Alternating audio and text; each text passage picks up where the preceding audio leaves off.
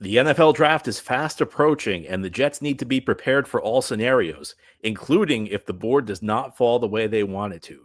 Let's talk Jets draft strategy today on Locked On Jets.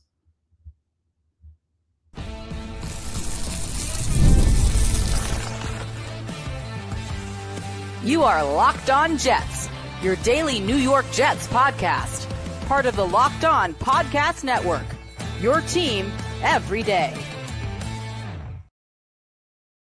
Welcome. This is the Locked On Jets podcast, part of the Locked On Podcast Network, your team every day.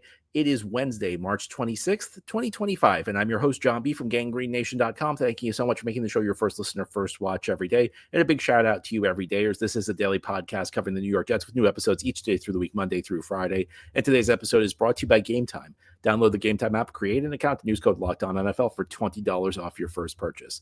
On today's show, we have our weekly mailbag. Each Wednesday, we try and do a mailbag with listener questions.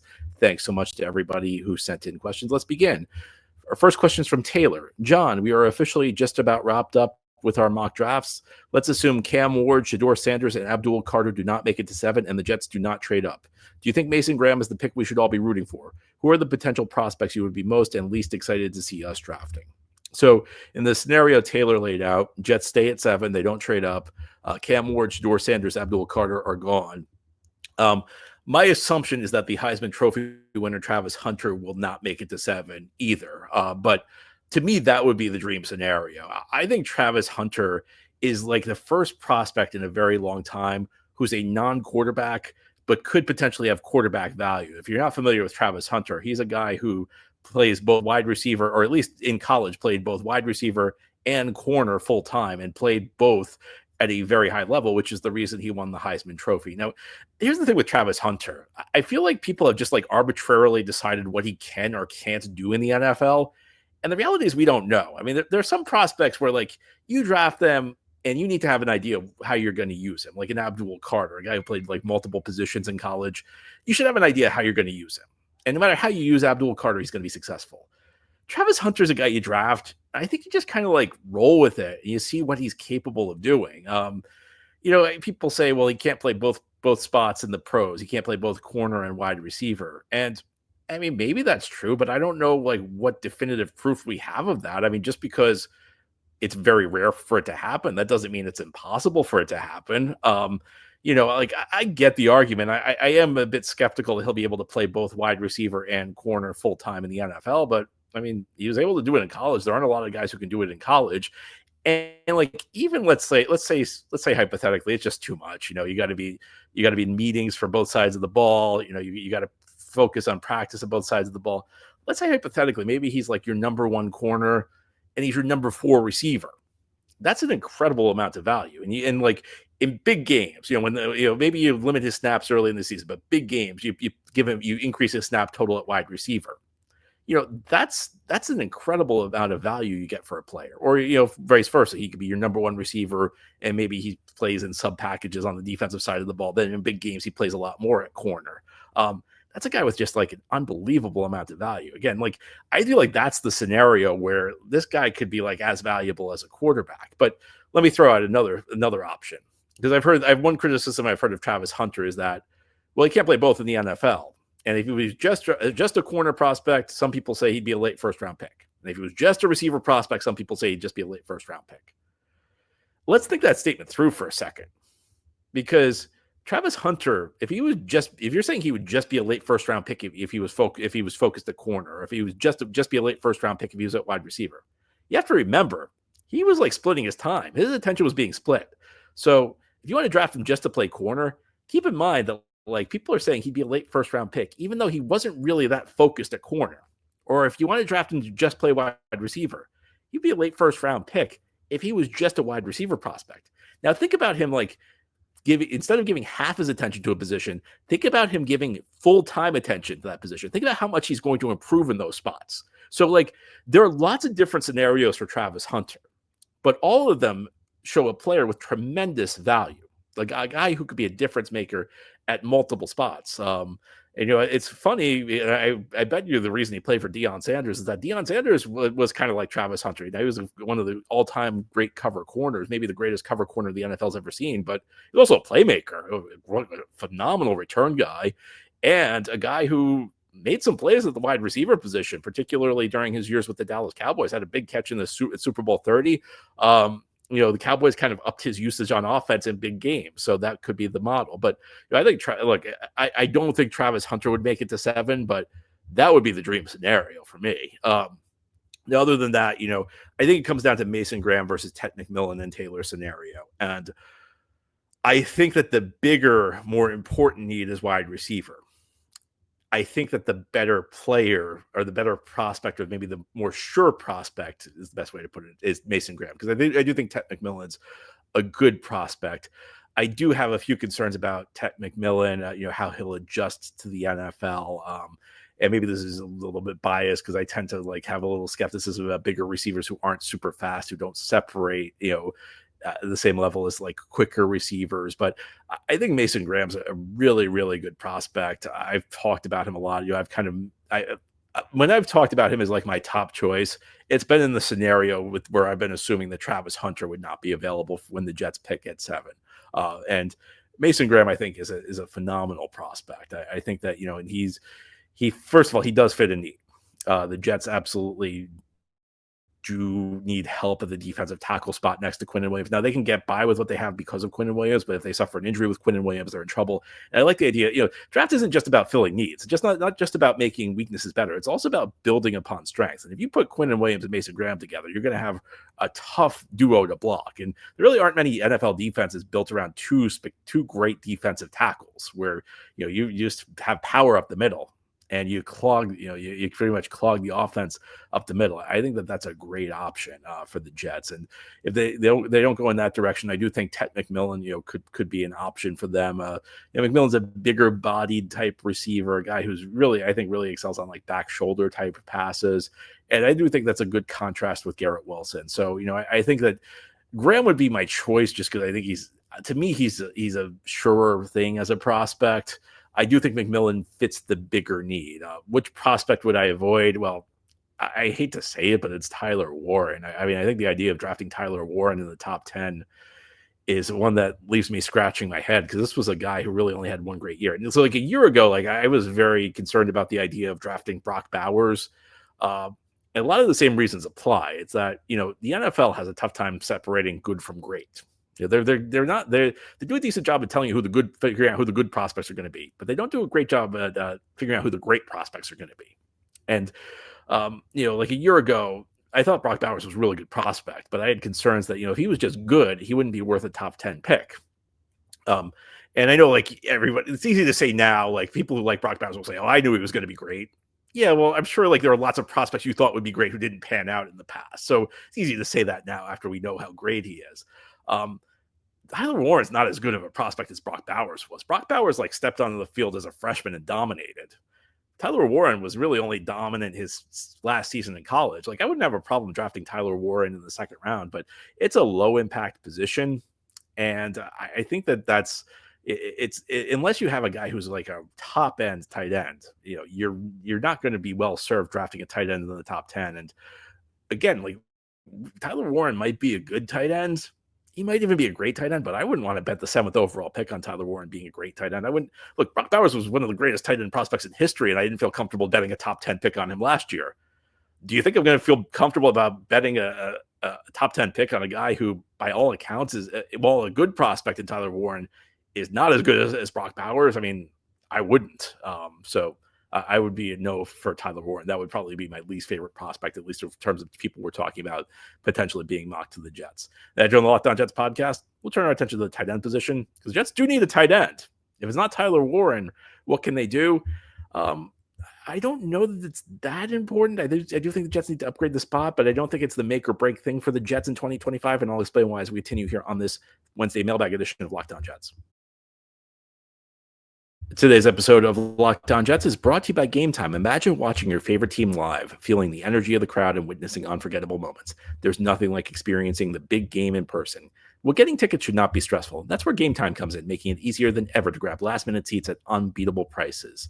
You could just check Game Time's app and you will find amazing deals on huge matchups coming up. Their lowest price guarantee, Game Time will credit you 100%, 110% of the difference if you find a lower price somewhere else. And with seat views before you buy, no surprise fees, and a lowest price guarantee, you can book with total confidence. I don't just tell you about Game Time. I've used it myself on numerous occasions. Last minute tickets, I can't believe the deals I've gotten. Again, that view from your seat's really important because you don't want to like show up at your venue and like have some obstruction that you're not expecting. That doesn't happen with Game Time because you get that view from your seat. Take the guesswork out of buying tickets with Game Time. Download the Game Time app, create an account, and use code LOCKEDONNFL for $20 off your first purchase. Again, that's code LOCKEDONNFL. It's one word with no space, LOCKEDONNFL for $20 off. Download Game Time today. Last minute tickets, lowest price, guaranteed.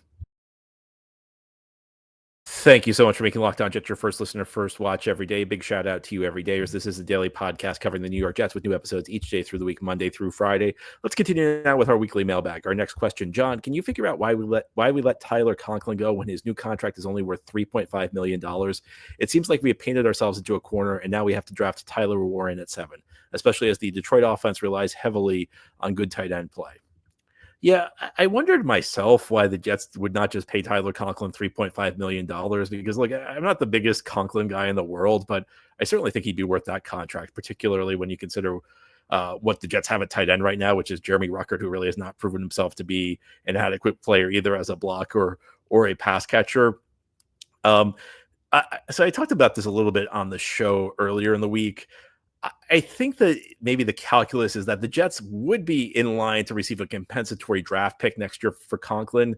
And while I don't think this year is a tank year for the Jets, I don't think this is a year where they're going to quit. I think they're going to compete as hard as they can. When we think about like whether they're focused on now or the future, I think they're clearly more focused on the future than they are right now. So what are you really getting from another year of Tyler Conklin?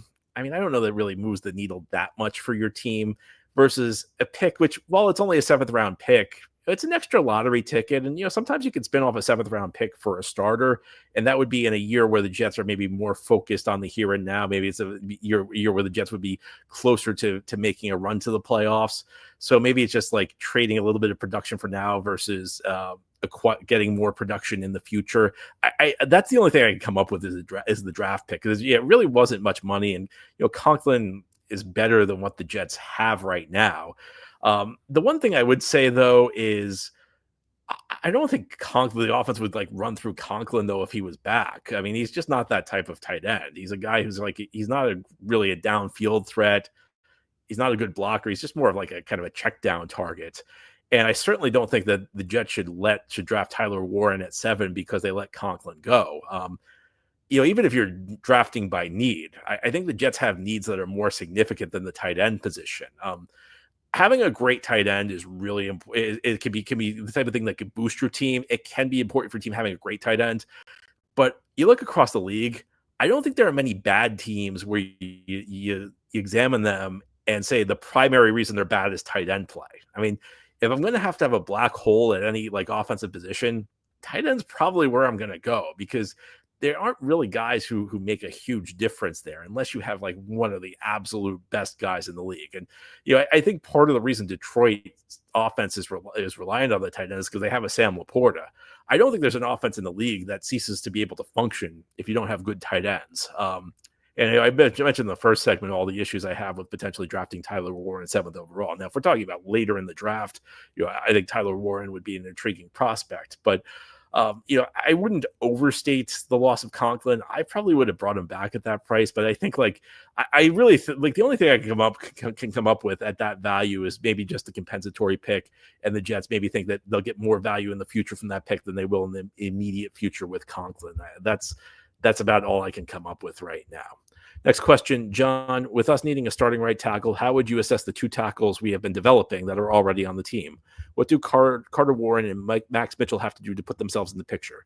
With the new staff, do you think either of them has a chance to be the starter, or are they cut candidates? Well, anything can happen. I think they would be closer to cut candidates than starters, though. I haven't seen much from either of them that suggests that they are capable of starting at a high caliber level. I think of the 2, Warren would probably have the better chance just because I think he's got the physical tools in a way Mitchell doesn't. I mean, I think Mitchell's just kind of weak at the point of the attack. I don't think Mitchell's big enough or strong enough to be able to succeed at the tackle position. Look, I say that as somebody who was kind of intrigued when the Jets drafted Mitchell in the 4th round in 2022, but I just haven't seen the results from him. So I think of the two, Warren has a better opportunity, but neither of them, I don't think either of them looked really. Mitchell actually had a few moments last year, but like, I don't think either of them's really played at a high enough level where you could count on them. Now, I think part of it depends on what the Jets do with the right tackle position. If they draft somebody in the 1st round, then I don't think either of them would have a chance. If the Jets go into training camp with their current personnel on the offensive line, which I will make clear, I do not think that's an advisable move. I do not think that would be a good move. But in a world where the Jets don't add anybody else of significance on the offensive line, if either of them comes in to training camp and looks really good and, really anchors the right tackle position, they probably wouldn't have a shot. But right now with a new coaching staff, as the question mentioned, these guys were kind of projects. And they were the projects of the previous GM and previous head coach. And when the new head coach and new GM comes in, everyone's got a clean slate. And sometimes that's good. Sometimes if you were a guy that the old regime did not like, you get a new opportunity. But if you were the project of the old regime, you're not on scholarship anymore. You got to prove it. So I think that they would likely be, they'd be more likely to be cut candidates. But if there's no clear starter at right tackle, then it becomes an open opportunity for anybody. And you know what? If these guys show that they can handle the job, they might very well have a shot at getting it. Next question. If you were the GM, which attributes would you value when scouting draft candidates? That's a tough question because, by position, it varies. At the quarterback position, I can tell you, I look for things that I look for the things that I think separate the good pro quarterbacks from the ones that aren't that good. So, can you make complex reads? In college, a lot of the reads are you're a quarterback, you're reading 2 receivers versus 1 defender in an area. In the pros, that tends to be more, you have to figure out 3 receivers versus 2 defenders where the ball goes, or even sometimes 4 receivers versus 3 defenders. You have to figure out the route combinations, the way the positioning of the defenders, where the ball needs to go in that situation. So that's an important thing.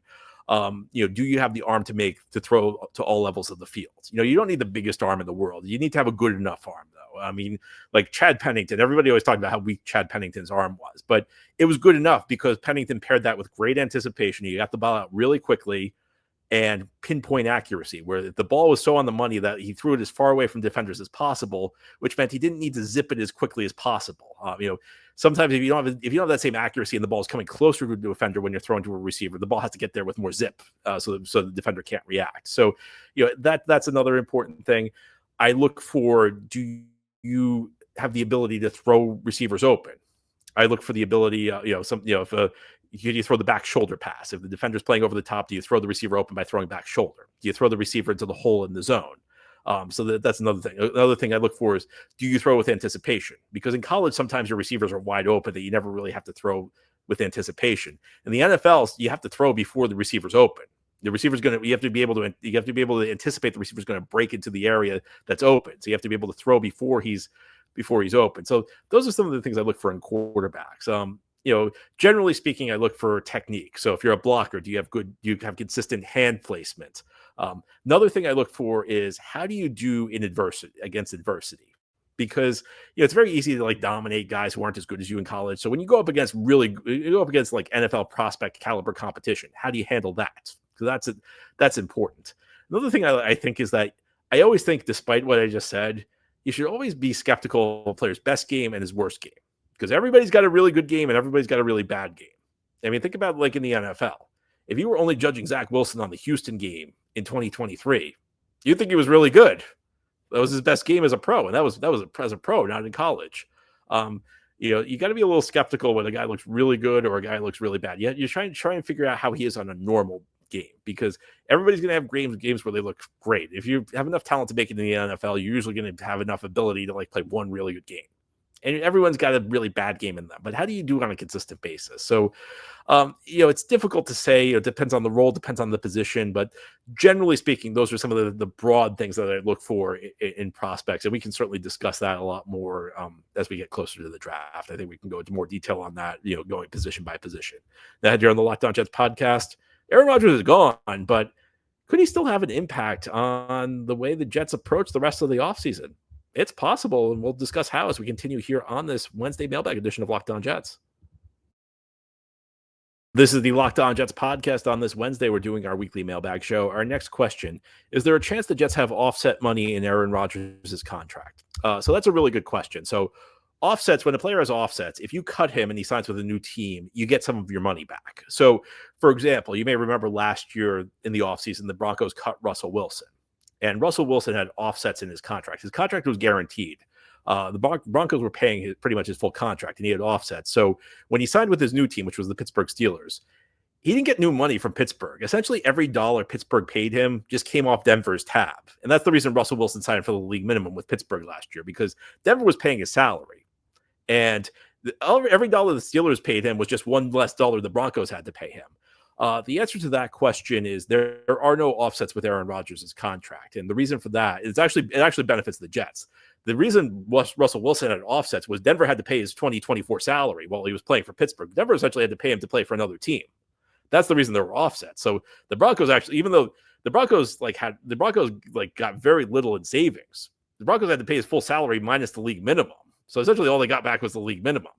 The Jets have no new money that they're paying to Rodgers this year. So you may think like no offsets is a bad thing. It's actually a good thing, because the reason the Broncos had offsets is because they had to pay him a lot of money last year. The Jets do not have to pay Aaron Rodgers a dime this year. There's no more guaranteed money left on the contract. Rodgers has a lot of dead money. The reason he has dead money is that the Jets paid him a lot over the last 2 years, but his cap numbers were very small. So essentially what the Jets are being charged in dead money, that's money that they paid him in 2023 and 2024 that was not yet charged against the cap. The Jets artificially kept his cap numbers much lower than his salaries the last 2 years because they were trying to load up the roster around him. So that's the reason for the dead money. Jets don't get any of that back because they already paid Rodgers that money. But the good news, it sounds counterintuitive because you'd think like you'd want offsets, but it's actually better for the Jets because if you have offsets, that means that you're still paying the player. The Jets are not paying Rodgers a dime more this year. So it's actually kind of a good thing. And our last question, could the Jets be holding on to Lazard to try and make a deal with whichever team gets Aaron Rodgers? Oh, I like that. I haven't thought of that. That's actually good. That's a good one. That would be smart. I like that idea. Maybe that's the case. And I don't think the Jets are going to be able to trade Lazard to whatever team Rodgers goes to, because if that's the gambit, then the other team's going to be smart enough to know that like that's the gambit. And I don't think Lazard has a lot of trade value. And I think everybody knows his contract's just not very good right now. But I like the idea because there's no real rush to trade Lazard at this point. He's still under contract. My theory has just been that the Jets are holding on to him because they don't really have a lot at the receiver position right now. I mean, you let Lazard go and you're talking about starting Xavier Gipson and Malachi Corley, and that's a tough spot to be in. Now, is Lazard really worse than Xavier Gipson? Based on the last 2 years, probably not. Is he better than Malachi? Well, maybe he's better than Malachi Corley, but the guy in Green Bay who was not a great receiver by any stretch of the imagination and did not earn the $11 million salary that the Jets gave him. He's probably better than what the Jets had. Is he worth the salary the Jets are paying him? Probably not. But I felt like they were probably just holding on to Lazard as insurance in case they couldn't find anybody better. And I don't know that he's really good insurance because the last 2 years he's been really kind of a below replacement level player. He's been very bad and cost the Jets a lot of money. But that actually would be pretty savvy to hold on to him and at least see if you can get a trade. I mean, I don't think it would work. I mean, I don't think the team Rodgers eventually signs with is going to be dumb enough to trade for him, but we'll see. I mean, some stranger things have happened. Maybe you can get some sort of conditional pick for him. That certainly would be an interesting move. I really like that idea. I like the idea of like the Jets being savvy enough to do something like that because at the end of the day, if like the other team doesn't bite, you can always just cut them and get the cap savings, and that's really what it comes down to. Going back to what we talked about earlier, if this year's not going to be like a big year for the Jets, just cut him and get the cap. Even if you thought he was better than Xavier Gipson, which I'm not convinced he is. He's not worth the money. You're better off just saving the cap and rolling it over to a future year. And he's really there's really nothing he brings to the table. He has no plus attribute. So I would move on. I think the savvy move for the Jets would be to move on. But I think it's also, you know what, I really like that idea. I really had not thought of that. Maybe that's what the Jets are doing. It's very possible, and we'll see what happens. Anyway, that's all for today's episode. This has been the Locked On Jets podcast, part of the Locked On Podcast Network. Your team every day is our motto. As always, if you enjoy the show, hit the subscribe button where you're watching or listening, so that you'll never miss an episode. If you enjoy the show and you're listening on the podcast source, give it a 5-star review. And if you're watching on YouTube and enjoy the show, give this episode a big thumbs up. Helps us out, helps other Jets fans find the podcast. Enjoy your Wednesday, everybody. We'll be back tomorrow to talk more Jets.